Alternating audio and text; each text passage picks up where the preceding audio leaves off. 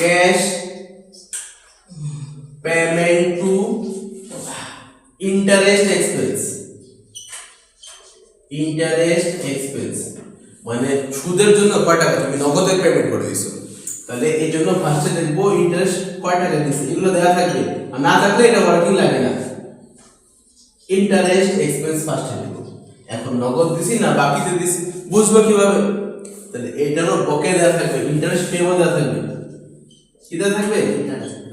Interest payable বকেয়াটা দেওয়া থাকবে। Interest payable বাড়ছে নাকি কমছে এটা আমরা খেয়াল করব। Increase interest payable decrease. ওই যে বকেয়া খরচ আগে কি করছিলাম? বকেয়া যখন বাড়ছিল কি করছিলাম? ডিক্রিজ মানে লেস করছিলাম। তাহলে এখানেও ওই সেম একই কাজ, এখানে বিয়োগ করে দেব লেস আর এখানে করে দেব অ্যাড। এই বকেয়া খরচ কি হয়েছে? কমে গেছে। কমে গেছে মানে কি? টাকা দিয়ে দিছি, কমে গেছে মানে কি? টাকা দিয়ে দিছি, তো টাকার সাথে বিয়োগ এখানে যোগ, ঠিক আছে? ডিক্রিজ যোগ। বাড়ছে টাকা দেই নেই, টাকা সেভ, টাকার সাথে যোগ, এখানে কি? বিয়োগ, ঠিক আছে?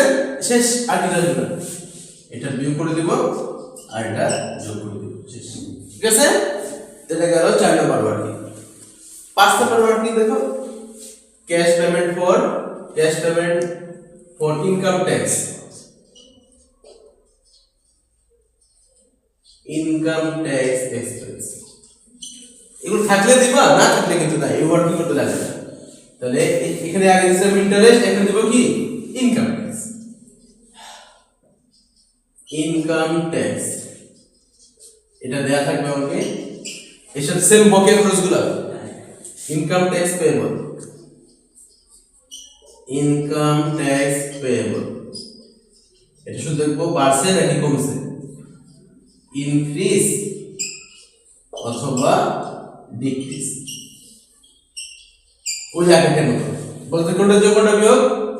উপরে ট্যাক্সের যোগ। ইনকাম ট্যাক্স পেয়েবল ইনক্রিজ, বাড়ছে, বাড়ছে মানে টাকা দেই নাই, টাকার সাথে যোগ, তো এখানে কি করব? বিয়োগ, লেস। আর নিচেটা তাহলে কি? একটা পরে আগে পরটা নিতে করব যোগ, ঠিক আছে? এটা বিয়োগ আর এটা সাপ্লাই সেটা কি করছিস না? সাপ্লাই সেটা সাপ্লাই এটা 2 নম্বর ওয়ার্কিং করলাম, 2 নম্বরটা সাপ্লাই করছি। কোন সমস্যা আছে?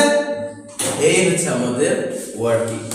এই ওয়ার্কিং পারলে বাকি 2 আর 3 যা আছে না ওটা তুমি আগের নিয়মে করতে পারবে, কোনো সমস্যা নাই। এর সেম ইনডিরেক্ট যেভাবে করছো ডিরেক্টও ওই একই ভাবে।